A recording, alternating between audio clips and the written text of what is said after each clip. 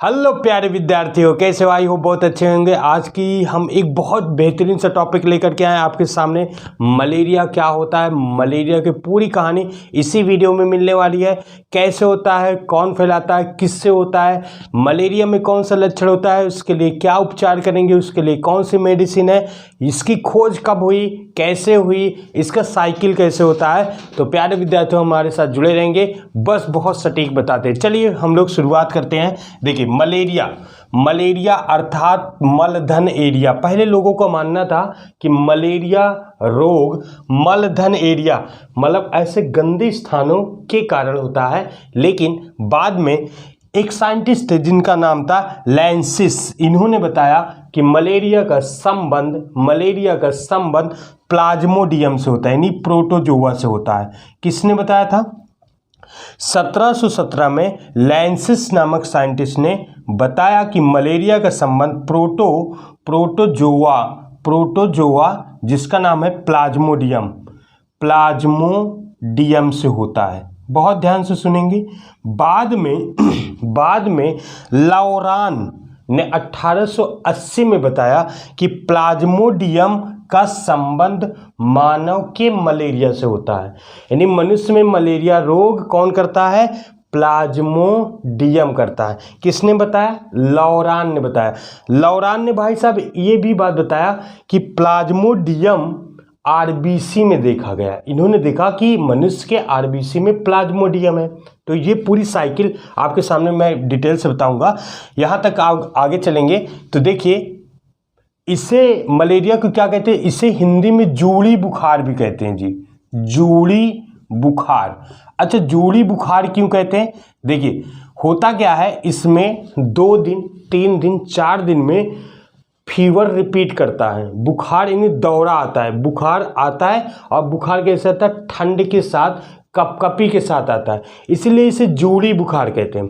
ध्यान दो, मलेरिया किससे होता है? कारण यानी कॉज प्रोटोजोआ। कौन सा प्रोटोजोआ? प्लाज्मोडियम। भाई साहब प्लाज्मोडियम की कई प्रजाति है, प्लाज्मोडियम प्रोटोजोआ की कई प्रजाति है। जैसे हम कहेंगे वाइवॉक्स, मलेरियाई और फैल्सीपरम। ठीक है, अलग अलग है, यानी 3 प्रजाति इसकी है जिससे कहते हैं हम लोग संक्रमित होते हैं। और भी प्रजातियां हैं। अगला देखो, प्रभावित अंग। अच्छा, मलेरिया रोग में कौन सा अंग प्रभावित होता है? यकृत, लीवर, जिसे जिगर बोलते हैं। ठीक है, कलेजा भी बोलते हैं। यकृत ने लीवर और आरबीसी सेल प्रभावित होती है। क्या होती है? आरबीसी सेल, यानी एनीमिया हो जाएगा। कंफर्मेशन। फैलाने का कार्य कौन फैलाती है? तो मच्छर फैलाती है, और मच्छर का सुनहरा नाम क्या है बच्चों? मादा एनाफ्लीज, यानी फीमेल एनाफ्लीज मच्छर के द्वारा फैलता है, फीमेल के द्वारा। मच्छर का नाम एनाफ्लीज। ध्यान देना। लक्षण क्या है? ठंड के साथ कपकपी के साथ बुखार आना, ठंड के साथ कपकपी के साथ बुखार आना, साथ ही साथ वीकनेस होना, कमजोरी होना, साथ ही साथ आरबीसी का कम हो जाना, यानी हीमोग्लोबिन कम हो जाना, यानी ब्लड की कमी होना।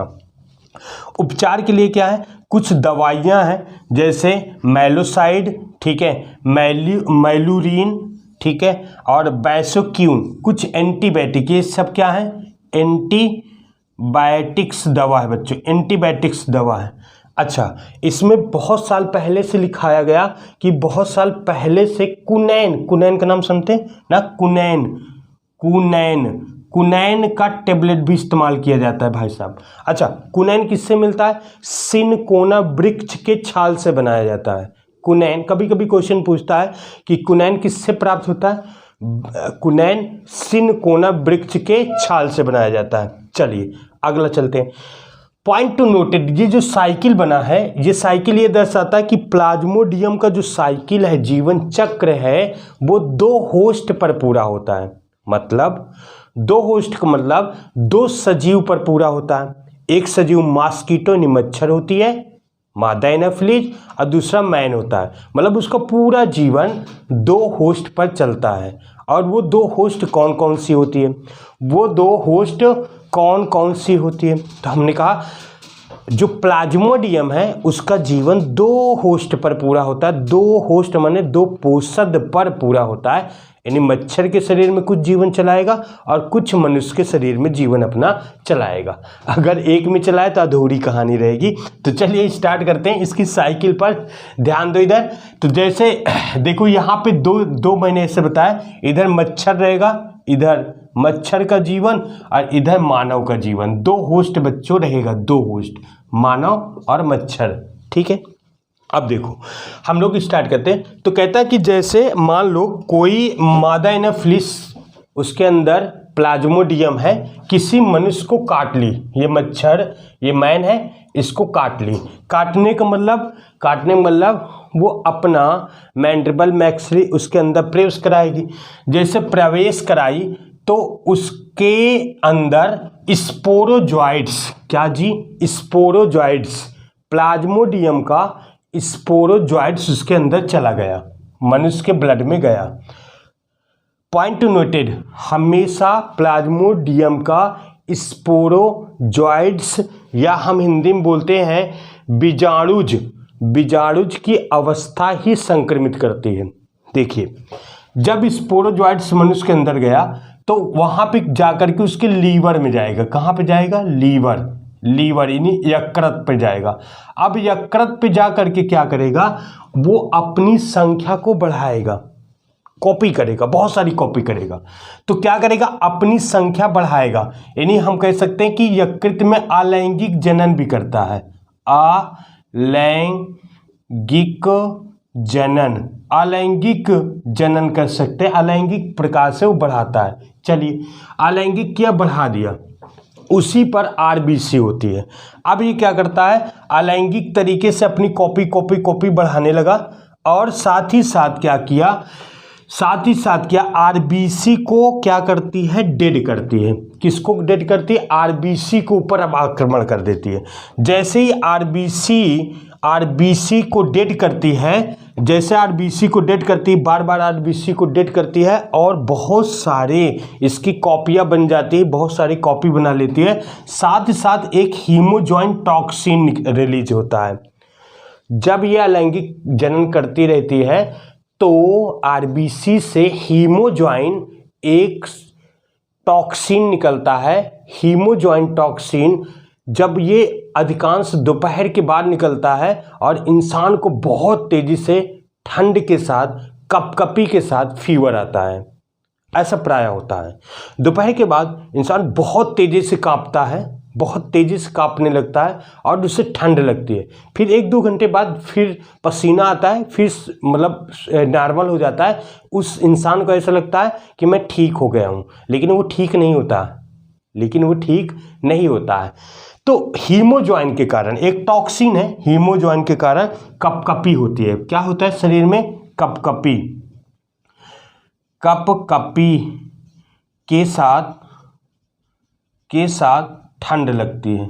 ठीक है, यही कारण होता है। चलो आगे चलते हैं। अब ये मनुष्य में क्या करती है?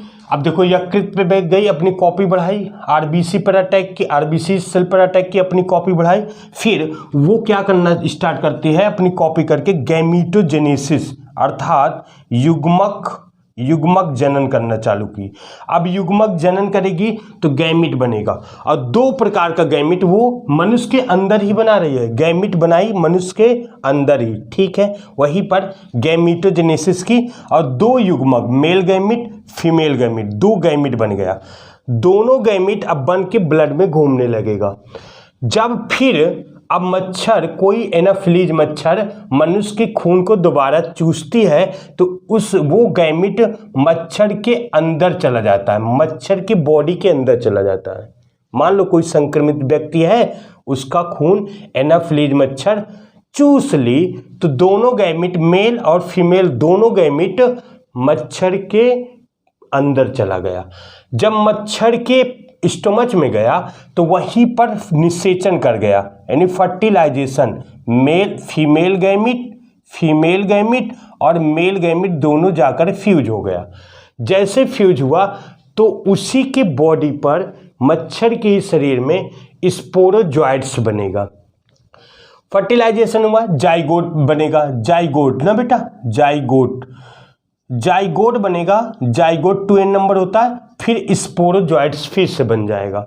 अब स्पोरोजॉइट्स जब बन गया तो मच्छर के स्लाइवा यानी लार के द्वारा फिर स्पोरोजॉइट बहुत सारे निकलने लगेंगे। अगर फिर वो मच्छर किसी मनुष्य को काटती है तो फिर से वो मनुष्य प्रभावित हो जाएगा। इसीलिए कहा जाता है मलेरिया रोग का फैलाव मादा एनोफिलीज मच्छर करती है। ठीक है, बहुत सिंपल सा है, यही सारे क्वेश्चन पूछा जाता है। और इससे बचने के लिए, प्रिवेंशन के लिए हम लोग मच्छर से बच सकते हैं। अपने आसपास के जो पानी का स्टोर है, जहाँ पे ज़्यादा पानी स्टोर होता है, जैसे कूलर, गमला, उस पे हटा सकते हैं पानी को। साथ ही साथ घर के सफाई रखें, कूड़ा करकट से बचें और सोते समय मच्छरदानी का प्रयोग करना चाहिए। तो कैसे लगा ये वीडियो? ऐसे ही वीडियो बहुत सारे पाने के लिए चैनल को सब्सक्राइब करें और वीडियो को लाइक करें और शेयर करें। Love you.